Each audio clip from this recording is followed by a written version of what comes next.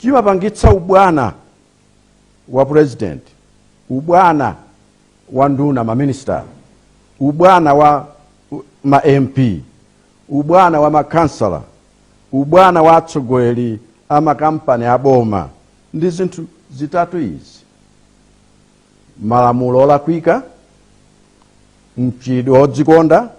pa utsogoleri, komanso mchitidwe wopembedza atsogoleri. Malamulo atatu wodzikonda akupereka mphamvu ndi ubwana kwa atsogoleri too much, way too much. President asankhe maministala, yemweyo asankhe wamkulu wa polisi, yemweyo asankhe mkulu wa anti-corruption bureau,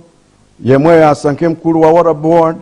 yemweyo asankhe wamkulu wa ESCOM, yemweyo asankhe wamkulu wa mera,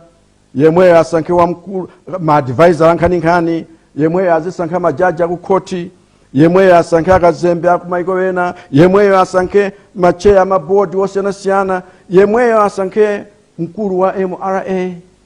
bunge la msonkho lija, yemweyo azisunga thumba la ndalama zomwe tonse timasonkha popereka misonkho, yemweyo akhale wamkulu wa university, yemweyo akweze mafumu, yemweyo alembe malamulo a dziko, yemweyo apereke makontrakiti a ntchito kuchokera ku nyumba kwake za business, yemweyo azidya misonkho yathu